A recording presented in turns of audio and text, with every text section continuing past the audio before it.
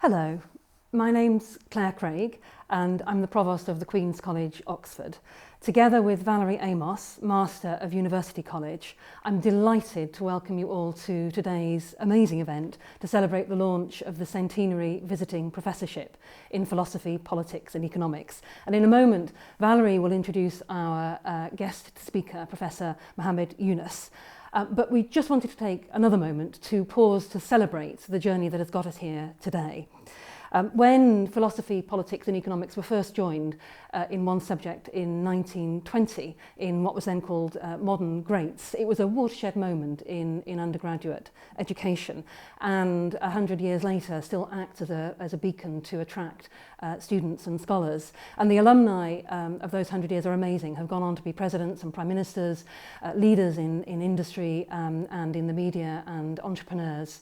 They owe their intellectual roots to the PPE undergraduate degree, and often amongst them those who had made their homes in Queen's and University College while they were here. So we're really excited to be launching this new chapter in this storied degree with this amazing endowment that brings together two of Oxford's oldest colleges, joins them intellectually across the high street that otherwise might divide them. And it's thanks to a generous endowment that this centenary visiting professorship has been made possible. We're working together with the three constituent departments to alternate between them and the colleges as hosts in what we ambitiously plan to be a 6-year rotating cycle that will enrich the communities both within colleges, in classrooms and across the university by bringing the really top academics and rising stars into Oxford to join us in conversations in learning and in research. Queen's and Univ are looking forward very much to working with our PPE old members and other friends to embed this vision. And with your help, this centenary visiting professorship will be part of making the next 100 years as intellectually exciting and creating leaders, thinkers and doers as the last 100 years have been. But now I want to hand over to Valerie to introduce Professor Yunus. Good afternoon, good morning, good evening, depending on where you are in the world. It is an absolute pleasure to welcome Professor Muhammad Yunus, economist, banker, social entrepreneur, and basically Professor Yunus, general disruptor, who won the Nobel Prize for founding the Grameen Bank and his pioneering work on microcredit and microfinance. Work which revolutionized the lives of women in Bangladesh. His work has been all about breaking the cycle of poverty. It's about inclusivity. Professor Yunus has received many awards. Of course, he's a Nobel laureate. He won the Presidential Medal of Freedom, the Congressional Gold Medal, and earlier this year, he became only the second recipient of the Olympic laurel for his work in sport and development. He has 50 honorary doctorates from 20 countries. He's an author. I could go on, but we don't have a huge amount of time. Professor Yunus is going to make some brief opening remarks, and then it will be my pleasure to engage in a conversation with him and to ask him to answer some of your questions. Professor Yunus, what a pleasure to have you with us. Over to you. Thank you. Thank you very much, Valerie, for your kind words. And I'm very lucky to be on this forum on the centenary of PPE. It's a great opportunity to talk to the students and share my experiences that I've gone through. And I'll, in my opening remarks, I'll concentrate on my recent feelings and worries and frustrations and hopes quickly. We have been passing through terrible time with COVID-19 to begin with, and very depressive moments because the whole world kind of fell apart. Suddenly we saw ourselves as isolated islands rather than a global village, which we have been creating a myth around us. And it turned out to be something didn't exist. So that's the beginning, and then came the extension of this COVID-19 all over the world. And then vaccine became a tragic story, how it was denied to bulk of the human population that we live here. And then how this vaccine, we are trying to make it as a common good, public good, so that it can be shared by everybody around the world, can be produced everywhere, so that nobody will be away from vaccine from their countries. But today, reality turned out to be completely different. Profit-making pharmaceutical companies made sure that the intellectual property right is protected completely, so that they don't have to share it with anybody. So we have a global knowledge how to protect ourselves with the vaccine, but that knowledge is imprisoned by the wall of the profit. So that's another way how human being can become can take a very harsh position against the life in order to achieve profit. So given that situation, I was mentioning repeatedly, appealing repeatedly, that when I see countries trying to go back to the pre-pandemic situation, the economy has to be restored and so on, and appealing to people, that the governments and policymakers, to make sure that we don't go back. Going back is not be the answer. Going back would be suicidal, because we are on a suicidal path. Pandemic has actually stopped us from the suicidal path. That's something pandemic has offered us as an opportunity. We are a fast-moving train carrying ourselves, the train carrying us to the ultimate destination of extinction. And thanks to the pandemic, the train has stopped. So that's a lucky moment for us in the history of our existence on this planet. Now we could choose that we can get off the train and choose a new direction and a new train. We don't want to go through the suicidal path. And that's the opportunity we want to take right now. I say it's a suicidal path because of the what we have been discussing during the COP26. The global warming is bringing the life on this planet very, very close to our last line. That's a finishing line. We have almost become an species, endangered species on this planet. IPCC report said that we have only 10 years to reach 1.5 degrees Celsius. Today we are close to 1.2. And 1.5 is the only one that we can still survive in a reasonable way. But if it is so close that it only takes 10 years to get there, we don't see much opportunity for us to have a life of comfort anymore, safety and comfort anymore, because that after 1.5 is the red zone, which is waiting for us.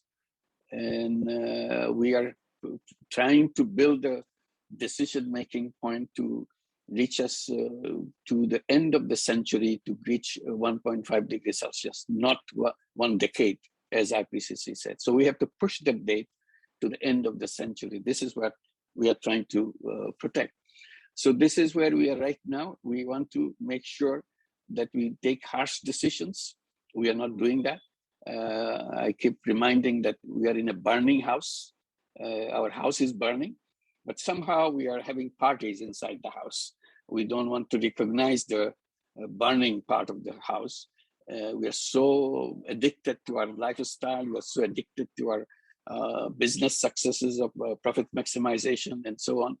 We have no time to pay attention whether the planet itself will remain a home for us. And not only this global warming, at the same time, extreme wealth concentration is going on simultaneously. Wealth is moving away from people. People are on one side of the income scale, and the wealth is on the other side, extreme side of the income scale. So there's a segregation between the people and the wealth, and it continuously expanding. And that's also a ticking time bomb. It can explode anytime. The third one, the suicidal path, is the artificial intelligence that is coming in a big way. which will remove all human beings in any kind of activities of their life.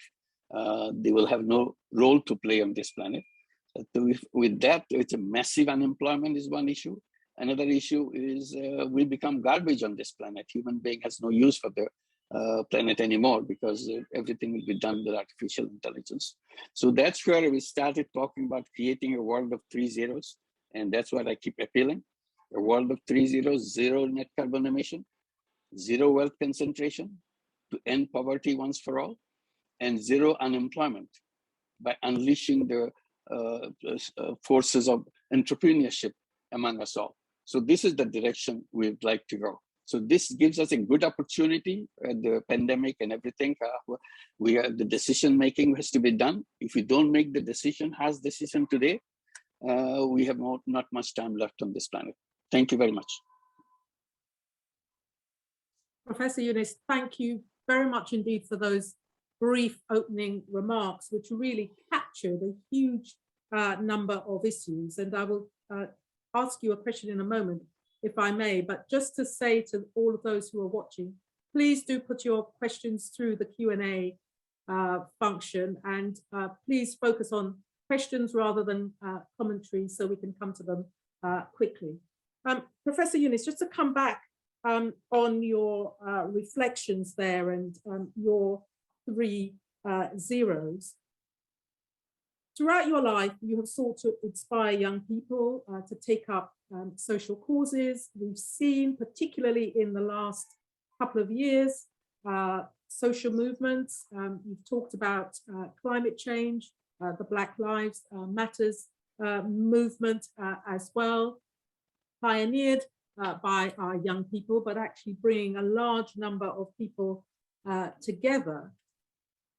Given your 3 zeros and where you think we need to get to, what action needs to be taken to get us there? Because I think one of the things that many of us feel is that there seem to be so many negatives in our world. How can we actually turn those into positives? How can we use the opportunities that are there on the ground to prevent this diverging path that you described? Yeah, I tried to touch briefly on that in my initial remarks by saying that the speedy train that we are riding, we have to get off that train. That train is run by our addiction on profit maximization and all our business successes and so on. So, and all the things that it creates in the world. So in order for us to have a new direction, we have to find another train, build another train to go the other direction, not the suicidal direction, but the 3-0 direction. So emphasis that I try to give that if you go by the old roads, we'll always end up with the old destination. There's no escape from that. If you want to go to a new destination, we have to build new roads. So this is the time for building new roads, not about talking about the old roads, fixing them and so on. No matter how much fixing you do that, you don't change the direction. Today, we're talking about the direction. That's the harsh decision we have to take. The time for old civilization is over. Profit-centric civilization is over.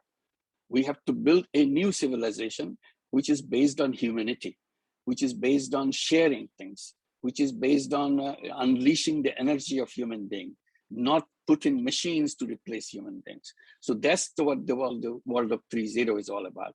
We need to reinvent the entire economic theory, entire economic structure. Job-based economic structure has to yield, has to finish. Job is not the ultimate of human being, the way we have promoted that. Job is the ultimate of all young people have to have a job. I said, that's absolutely wrong thing. Human beings are born as entrepreneurs. We are entrepreneurs, but system has built to promote finding jobs. So our education system has to change so that we can encourage every young people to come up as an entrepreneur. We build in our education system to unleash the creative energy that each young person has in creating entrepreneurship to make changes in the world. So this is the direction that we have to go. We have to reinvent the business itself. Business is not all for making maximization of profit. This is a very narrow way of looking at business, which is based on self-interest. Human being driven by self-interest. I say human beings are driven by self-interest as well as collective interest. But the economics has no room for collective interest. I said, no, that's where the economics went wrong. So we have to put in a very prime place the collective interest of human being and build a new kind of business to solve problems rather than make personal money out of it. So there'll be two kinds of businesses in the picture.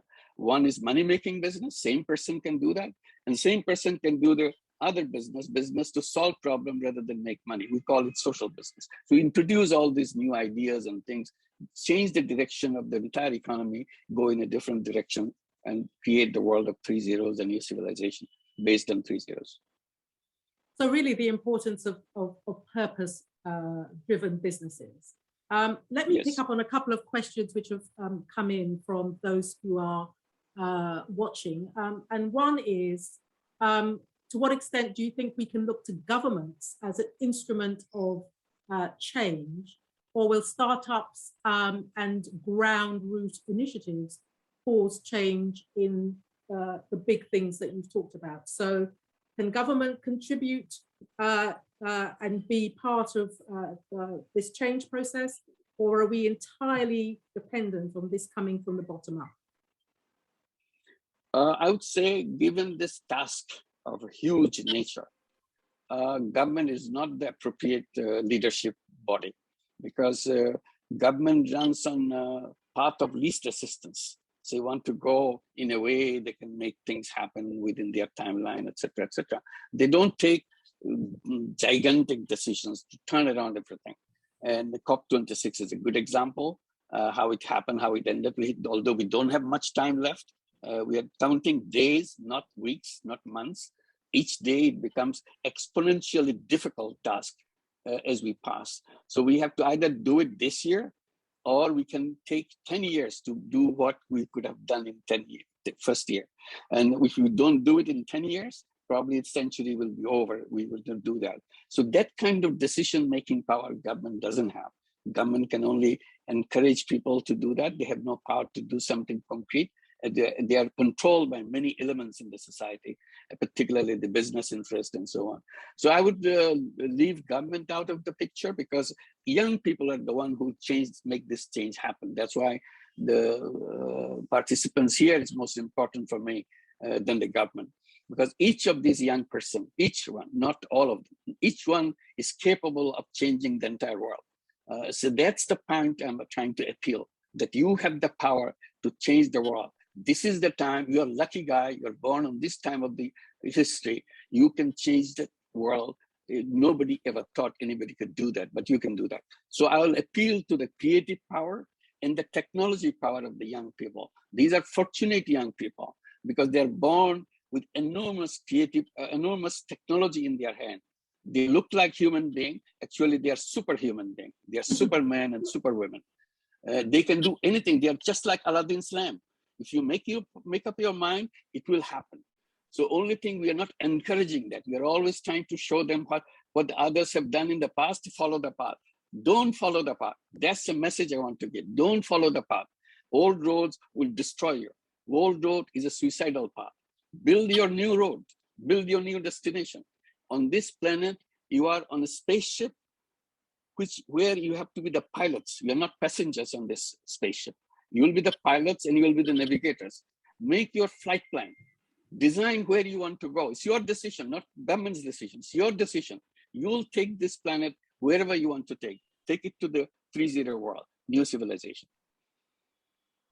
That's such an inspirational message for our young people, although you and I have always slightly disagreed on the importance of the role of government, because I like to think that if we can get the right kind of global and national leadership, we can have a pincer movement for change with the ground up change that feeds into those in government who also are committed to that change. But it's an ongoing debate between you and I, and there are plenty of other questions coming in.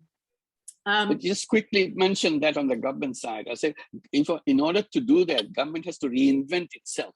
It's not, the government is a big power, but simply it's not using the power. That's a complaint I was making. If the young people can push that, bring it to their side, it becomes extremely powerful. Things can happen in enormous speed, but they have to reinvent themselves. The present level of government that we see around the world, that we have seen in COP26 in other occasions, it would say see it in G7 meetings and all that, is very depressing. The world leadership didn't get anything out of that. We got a very segmented world out of the meeting that we had. So that's not the leadership that we are looking for. Yeah. We are looking for a much different leadership. And there's a specific question on that, which is what sort of political leaders, this is a question from Owen, what sort of political leaders do we need and how do we get them? More crucial. Yeah, this is the appeal I'm making to the young people. You are the leaders. You are not followers of anybody. You lead the way. Political leaders is nothing but leading the world, leading your society, leading your community. Today you're leading the whole world. It's not one part. When we talk about global warming, we're not talking about one county, one district or something. The whole world is waiting for that leadership. And I'm saying each one of you, the young person, each one of you can change the whole world. You have that power. Be aware of the power that you have. Today, probably you don't feel that power. You look like everybody else. You're not everybody else. You are Superman and you're Superwoman. Feel that power and ask yourself what use you are going to make of this power that you have, and decide now. Otherwise, it will be wasted away. That power will not linger with you, but use every second of it right now. Don't wait for tomorrow. Professor Yunus, two related questions, if I may, coming back to your 3 zeros and talking about zero unemployment and the structure of economies. One which is from Ian Kingston, which is which societies, in your view, have come closest to unleashing sufficient natural entrepreneurialism to achieve zero unemployment? And a kind of related question from Ariadne, you think microfinance is still the answer to poverty and financial exclusion in emerging markets? Yeah, on the changes part, I will say the financial side and everything on the challenge side, the world itself is changing. Everything else is getting more attention now. All the things that we have done on the ground didn't get much attention. Now that the world is changing because they're becoming aware of the global warming and the wealth concentration. We used to talk about poverty. We never talked about wealth concentration. But the real culprit is wealth concentration. All the wealth of the world is getting concentrated in fewer and fewer hands every day. Even during the pandemic period, trillions of dollars are made by few people on the top, where millions and billions of people lost their income and so on. This is the direction. Wealth goes up, and this is the machine that we built. So we have to design a new machine which will bring the wealth and the people together rather than segregate wealth from the people. That's the point. And we can design that. We don't have to stick to the things that we have learned in our textbook in economics. That textbook has to be abandoned. We have to create a new textbook for new economics. That's the issue that we are raising, that how to make that happen, to bring wealth and the people together rather than separate them out. So this is the direction that the people are listening to. And then finance is the culprit of the wealth concentration, because financial system is built in a way so that if you have more, you get more. It doesn't matter what you are. While we are talking and debating, discussing in COP26 and everything else, with the fossil fuel, trillions of dollars are being funded by the banks. And the leading banks, you name it, in UK or USA or globally, they are the one who are pouring in money, trillions of dollars, even after the COP26 is going on. So that's not the kind of banking we want. We want banking which will save this planet, not destroy this planet. And then banks are financing to make this wealth concentration possible. So we want to redesign banking which goes to the people at the bottom. Sometimes we hear about inclusive banking. I said that's the wrong word, inclusive banking. The real issue is non-exclusion, not inclusive. Inclusive is a tiny little reform here, tiny little reform there. Nobody should be outside the banking sector, banking outreach. And then we say not only it will be banking system, Again, profit maximization can push them into becoming loan shark when it comes to the poor people and so on. I said it should be social business banking sector, so that you have designed a new banking sector, which is the social business banking sector, meaning you are not there to make money for yourself. You are there to turn young people to become entrepreneurs by putting investment money in their hand so that they can make a start. And I say money is the oxygen, finance is the oxygen of entrepreneurship. If you put money on the table, anybody can become entrepreneurs because it's inside the person. So in the beginning, it will look like a totally unprepared person for entrepreneurship. You try him out or try her out. Just say that you have the money. Anything you want to do, you can be done. It can be done. That's what the success of the microcredit came. Microcredit went to the poorest people and focused on women. That's something never heard of it. They say, we took the challenge. I said, when you say, why men only? We challenge the banking, why men only? Why not women only? So we created a whole banking system for the poorest women. And today it's spread all over the world. In the United States, we have created something called Grameen America. It works in 27 branches in 17 cities in the USA with 160,000 women, all women. And for the last 12 years, with near 100% repayment and changing their own life by doing banking, bringing the banking system, financial system to them. So this is the kind of banking system we have to reinvent so that nobody has to remain unemployed. I said unemployment is an artificial issue. You create the concept of employment, and in the process, you create the problem of unemployment. If you have not followed that route, you have followed the route of entrepreneurship, you don't have the problem of unemployment. Now with the artificial intelligence coming, you are forced into unemployment. So again, you have chance now, whether you yield to the artificial intelligence or you discover yourself as an entrepreneur. If you want to discover as an entrepreneur, then you have to reinvent the entire financial system, redesign the entire financial system, because the financial system is the culprit for creating unemployment, creating poverty, and wealth concentration.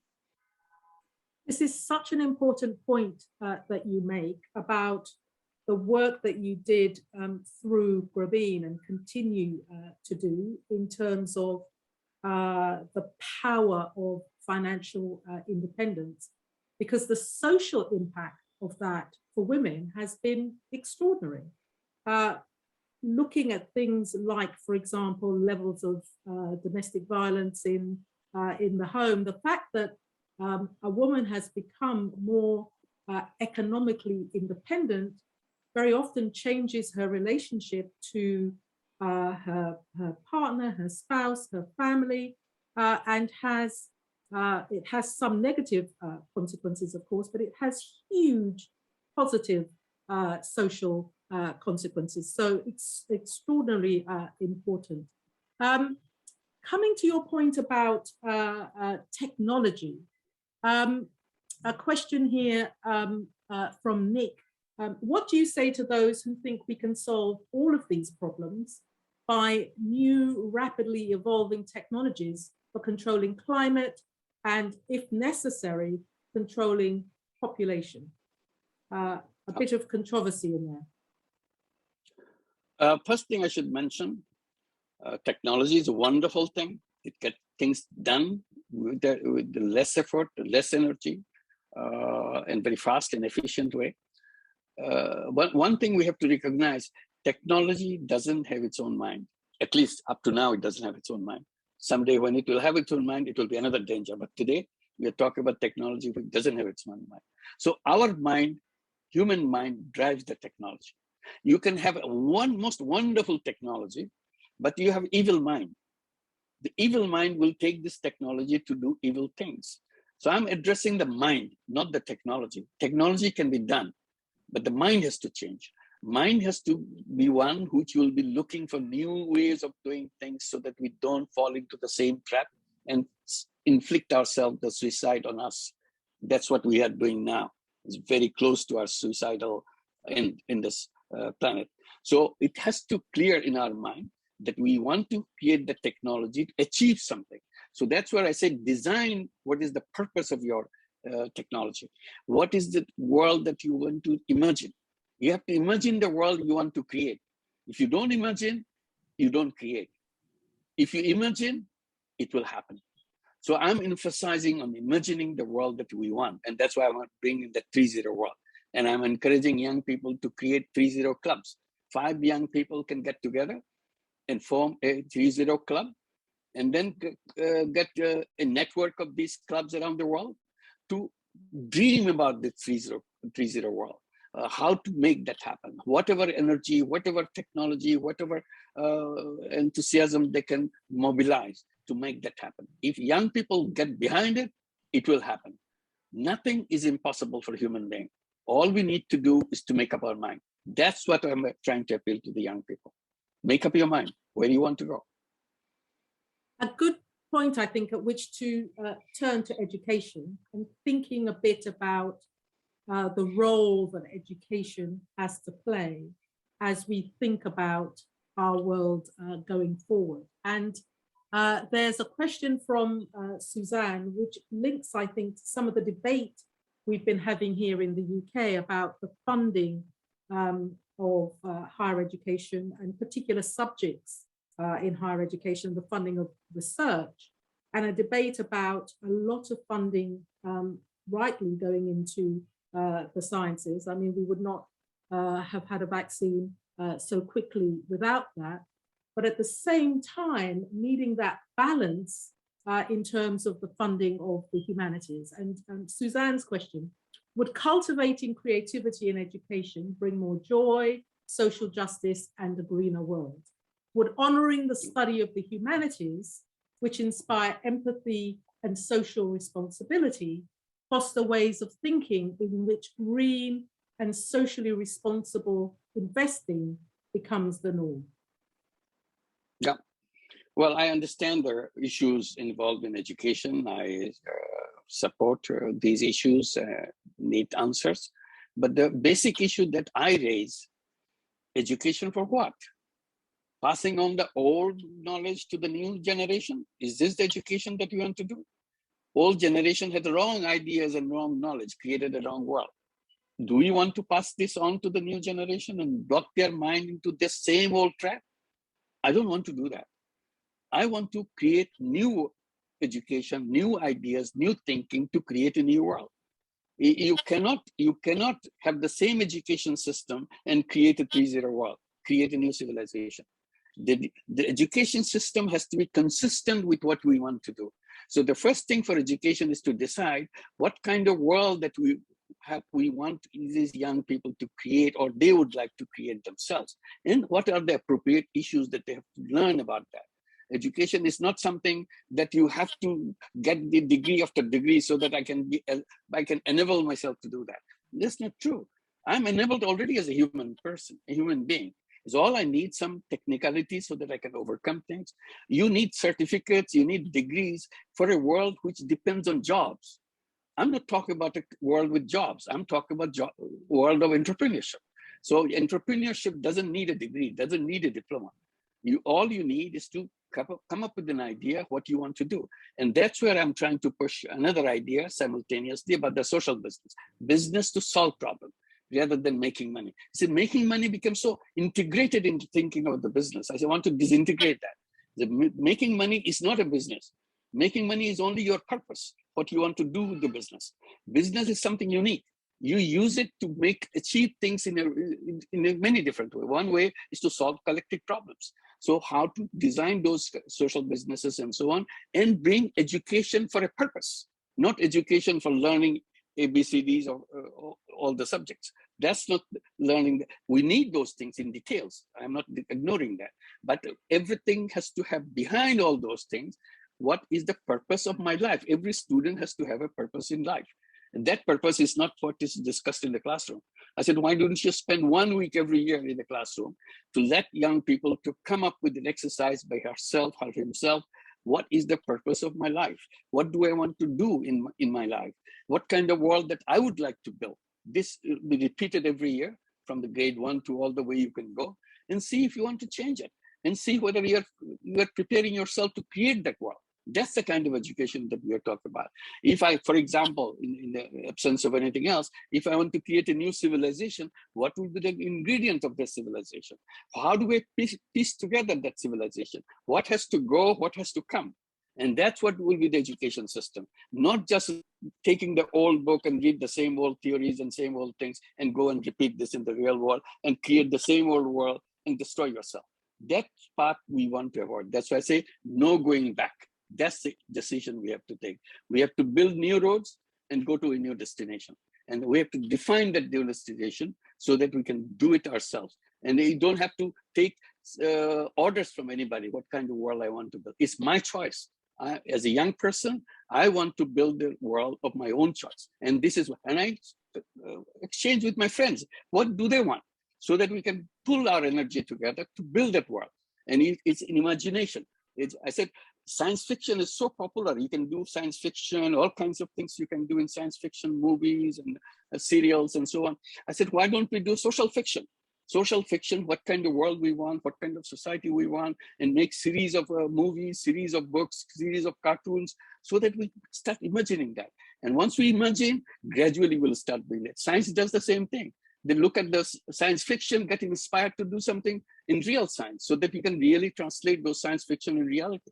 So why don't we create the social fictions and make the social fiction turn into reality together? So education system itself has to go through drastic changes to enable the young people to do their thing, not to do things what they teach us want. Teachers should not be the one putting into their heads to dictate them what they want to do. They should be inventing their own work, inventing their own dream, and follow their dream.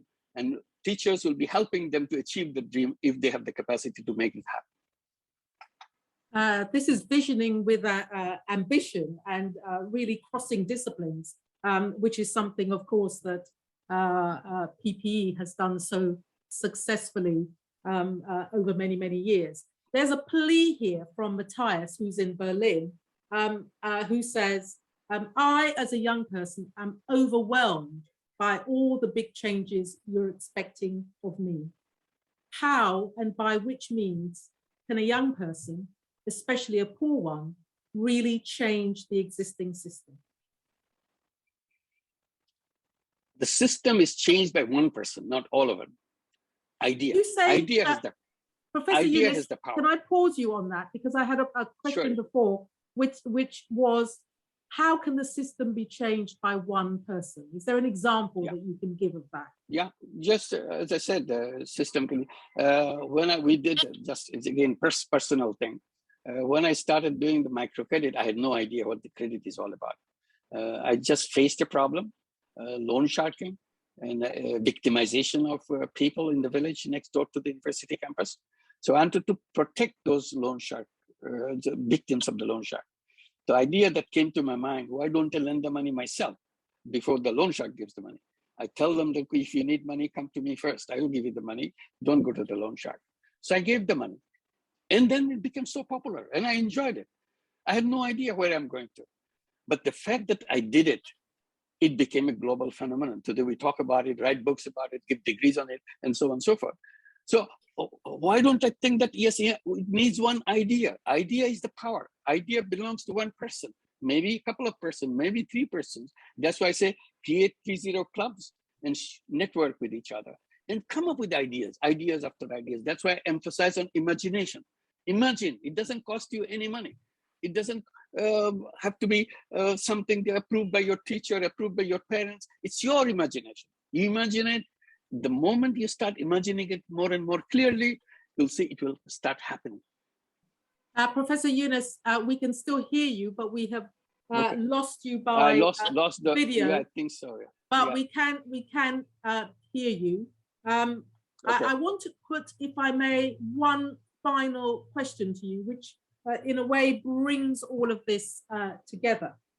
And it's a question from Tony, who asks, who says, China is aiming to overtake the USA as the world's biggest economy by the middle of the century. It can only do this by maintaining its dynamic growth, and that depends on continuing to generate power via coal and oil.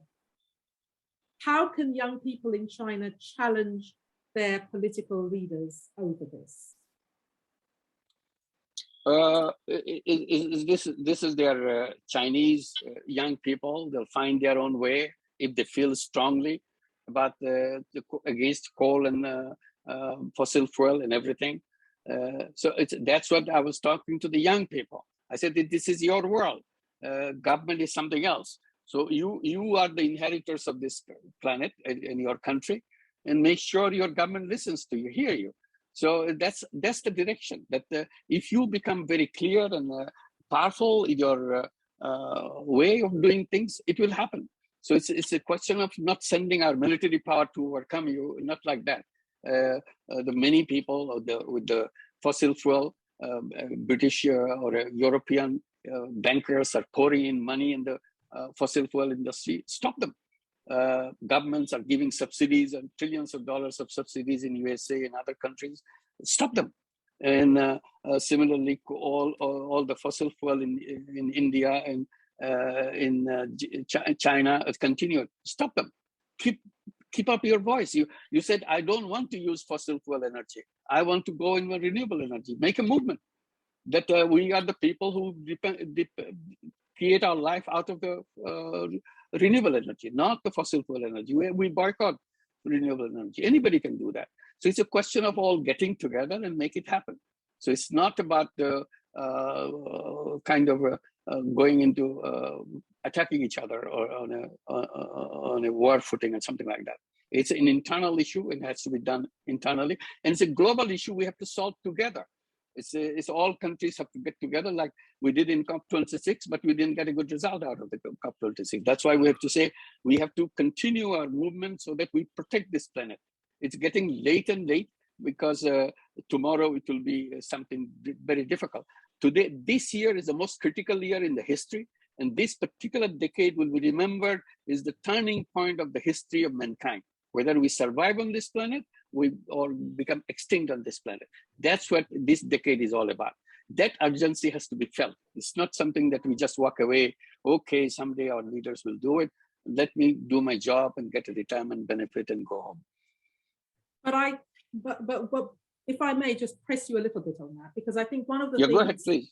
One of the things that young people, and you're back on screen, so thank you.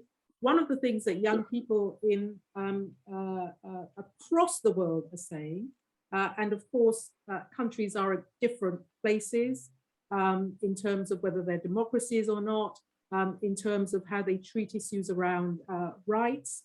One of the things that many young people will say is that, you know, if they live in a country where there isn't a tradition of democracy, where there isn't a tradition of a protection of rights, actually they are putting their lives on the line when they are seeking to bring these issues to the attention of their government.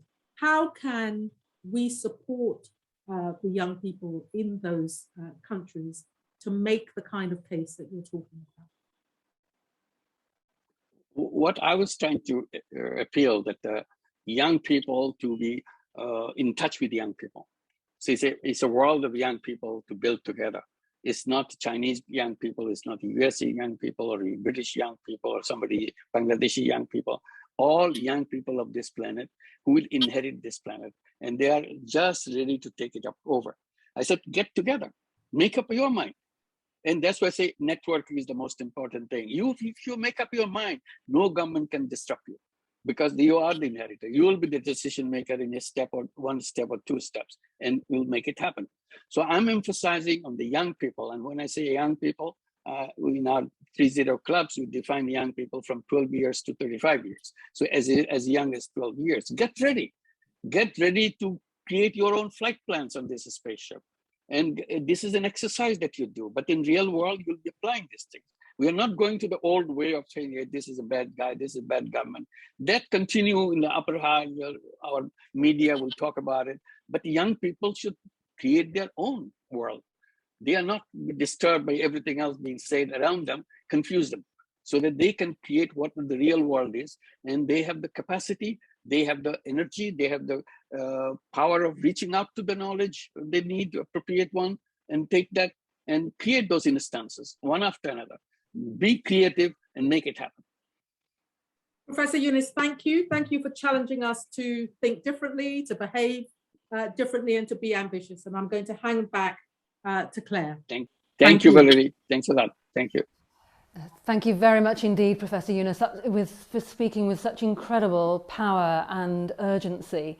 And I think it highlights also the importance of the 3 subjects in PPE that are going to be so essential to creating the new civilization of 3 zeros that you're talking about. So we're looking forward to continuing the discussion and, more importantly, the work and the action with future Centenary visiting professors. But for now, just to say again, thank you very much, and thank you also to... Thank you. Indeed, and thank you to everybody on the line for your questions and your participation. And have a very good rest of the day wherever you are. But thank you again.